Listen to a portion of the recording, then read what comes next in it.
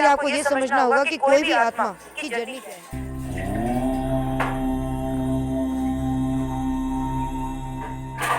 की जर्नी क्या है।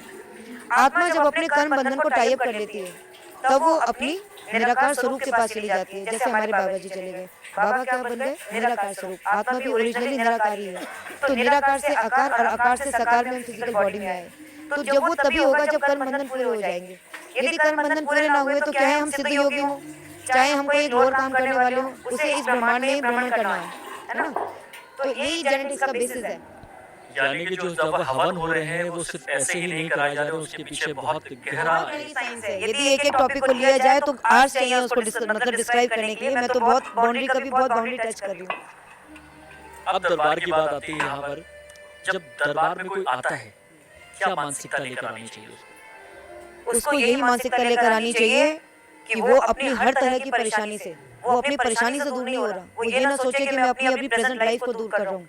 मुझे तो जब ये कंसेप्ट समझ में आया तो मैंने तो लोगों को जोड़ना शुरू किया, इसलिए क्योंकि जब से आत्मा की जर्नी शुरू हुई थी तब से लेकर आज तक की जो जिस स्टेज में आप खड़े हैं, न जाने कितने हजारों लाखों साल बीत गए होंगे। वो एनर्जी का बोझ आप अपने सिर के ऊपर लेके जा रहे हो। आपको ये नहीं पता कि आप सोचते हो कि आप हवन कर रहे हो, लेकिन आप इस पूरे प्रोसेस को करने के बाद, है ना, आप अपने आत्मा को शुद्ध कर रहे हो। हम ये कह सकते हैं आत्मा के शुद्धिकरण का अर्थ है कि आत्मा को पावरफुल बनाना, अपने आकाश तत्व को हाई करना और डीएनए को प्यूरिफाई करना। तो कारण शरीर ही आपका डीएनए है और कर्म आपके कारण शरीर नहीं है, जिसे मॉडर्न साइंस डीएनए कहती है। तो इसलिए आपको ये समझना पड़ेगा कि आपने जो अपने सिर पे लाद रखी है ना, जो आपको दिखाई नहीं दे रही इनविजिबल एनर्जीज, उससे आप फ्री हो रहे हो। और ये आप तभी महसूस करोगे जब आप उसे करोगे। इसलिए मैं उन लोगों को ये खास तौर से कहना चाहती हूँ जो ये कहते हैं कि हमने हवन कर लिए। हवन तो सिर्फ एक द्वार है। जैसे कोई रूम है, आप यदि उस रूम को खोलेंगे ही नहीं तो कुछ आपको पता ही नहीं लगेगा। तो बस आप ये समझिए कि आप डोर को ओपन किया, आपने चाबी लगाई, लेकिन अभी आपको डोर को ओपन करना है, यू नो, उसके अंदर जाके उसके अंदर की साइंस को समझना है, फिर आपको पता लगेगा कि आप प्यूरिफाई कैसे हुए। तो जो भी ऐसा समझता है, मैं तो बल्कि इस दरबार से यही कहूंगी कि जो भी लोग गए जिन्होंने 5 हवन करने के बाद घर पे बैठे, 7 हवन करने के बाद घर पे बैठे, 8 हवन करने के बाद भी घर पे बैठे और लोगों से नकारात्मकता कहते रहे, उनको ये समझना होगा कि आप नेगेटिव एनर्जी के मतलब उसी डेप्थ में मत जाइए, है ना।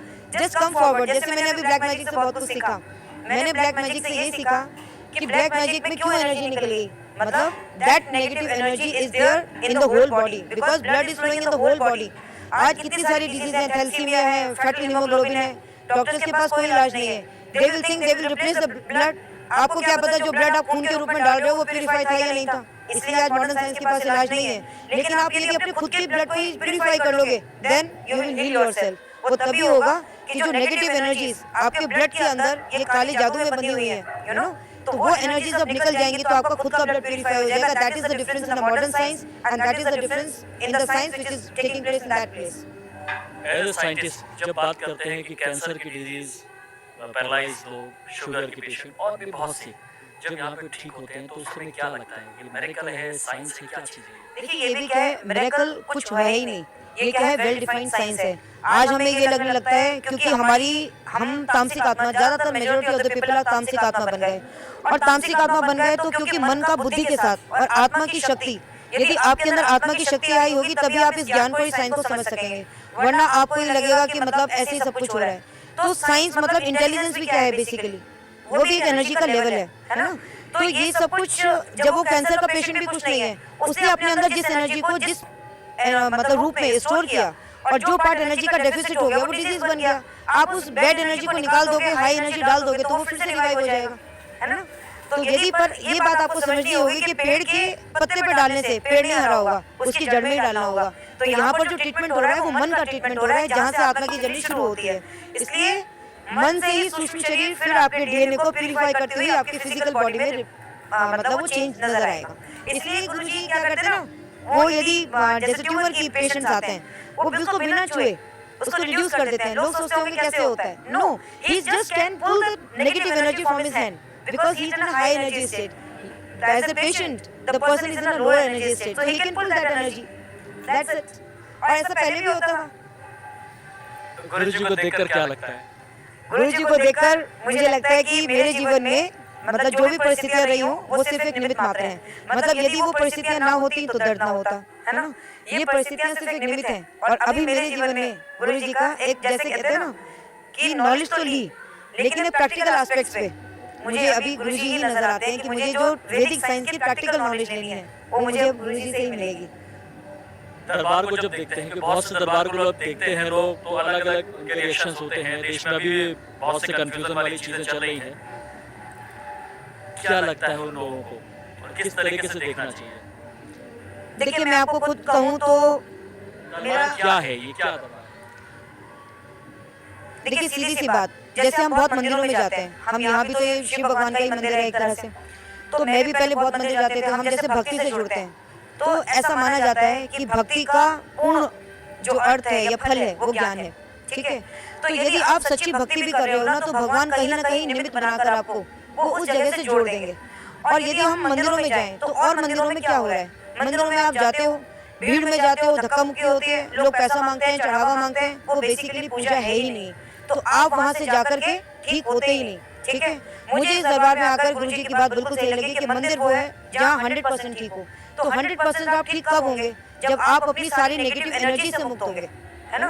तो जब आप इस नेगेटिव एनर्जी की मतलब रिमूव करने का सिर्फ एक यही एक जगह है। और मुझे ये लगता है कि मेरे अपने जितने भी मैंने देखे, मैं वृंदावन भी बहुत गई, ऐसा नहीं है हर जगह पे अनुभूति हुई, क्योंकि छोटी छोटी जगह से जाकर के आप कहीं ऊपर की जगह पे जा सकते हो। तो रियल प्लेस मुझे जहाँ मतलब जिसकी तलाश थी, मेरी तलाश यहाँ आकर के मुझे लगता है संपूर्णता की तरफ जा रही है। ये एक लैकिंग पार्ट था जो पूरा हो गया। इंटरव्यू को बहुत ना बढ़ाते हुए गुरुजी को क्या कहना चाहती हैं? गुरुजी को मैं ये कहना चाहती हूँ कि मतलब गुरुजी तो अपनी तरफ से बहुत कुछ कर ही रहे हैं, लेकिन मैं अपना इनफाइनाइट क्या कहूँ कि लव, अपना बेस्ट रिगार्ड्स और बहुत कुछ मतलब मैं बहुत ही डीपली कनेक्ट होती जा रही हूँ अभी इस दरबार से। मेरा एक सच कहूँ तो मेरा अभी जाने का मन ही नहीं है, मतलब मेरे को ये लगता है कि मैं पता नहीं कहाँ उस दुनिया में, उस झूठी दुनिया में नहीं जाना चाहती। मेरे को सत्य की जो तलाश है उसी की तरफ और ज्यादा जाना चाहती हूँ, और उसी के लिए मेरे को लगता है कि मैं गुरुजी एक माध्यम आगे बनेंगे। अच्छा, एक चीज यहाँ पर आती है कि कई बार हम लोग जब यहाँ जुड़ने के बाद कहेंगे कि फिजिकल वर्ल्ड का जो एक अट्रैक्शन होता है वो कहीं ना कहीं खत्म हो जाता है, ऐसा है, वो क्या रहता है? देखिए जब इंसान अपना सत्य स्वरूप जान लेता है कि मैं जिसके पीछे भाग रहा हूँ, चाहे वो रिश्ते हो, चाहे वो मटेरियल थिंग्स हो, कैरियर हो, प्रोफेशन हो, ये सब तो क्या है, आपको कर्म के बंधन में ही बांधेंगे। लेकिन आप यदि यहाँ से आकर भी कर्म के बंधन के इफेक्ट को ना समझे, यदि आपने यहाँ से ये ना जाना कि कोई भी आत्मा एक दुश्मन के रूप में आपको क्यों परेशान कर रही है, कोई पितर आपको क्यों परेशान कर रहा है, जब आप उनके भावों को देखेंगे तो आपको समझ में आएगा कि आत्माएं आत्माओं के साथ किस भाव से जुड़ी है ना। कोई कह रहा है मैं परदादा बन के परेशान कर रहा था, वो क्यों कर रहा था, उसके उस समय कुछ ना कुछ चीजें रह गई थी।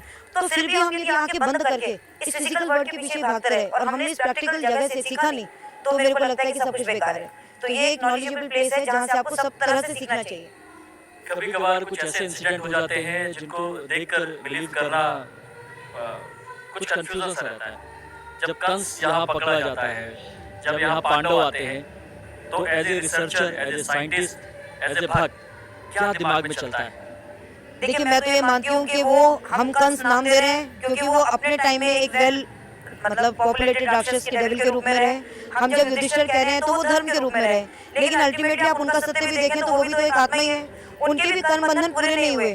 कर्म का बंधन जब पूरा होगा तब आत्मा अपने आप निराकार बन जाएगी, मतलब परब्रह्म के समान बन जाएगी और परब्रह्म में समा जाएगी। इसे हम मोक्ष कहते हैं। तो वो आत्माएं चाहे कंस के रूप में हो, पांडव के रूप में हो, किसी भी रूप में हो, है ना, या रक्तबीज के रूप में हो, किसी भी रूप में हो, वो आत्मा आज भी ट्रेवल कर रही है, ठीक है।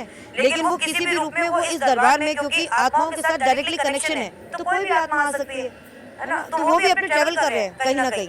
इसी तरह से जो बहुत बड़े बड़े साधु सन्यासी है हिमालय पे भी तपस्या करने वाले हैं, वो आपको नहीं दिखाई दे रहे। ऐसे हम यहाँ भी देखें तो यहाँ भी हमें कुछ दिखाई नहीं दे रहा, लेकिन यहाँ पे भी बहुत बहुत बहुत हाई एनर्जी स्टेट सोल्स हैं। और मेरा इस दरबार का एक बहुत ही दिव्य अनुभव है, वो भी मैं शेयर करना चाहती हूँ।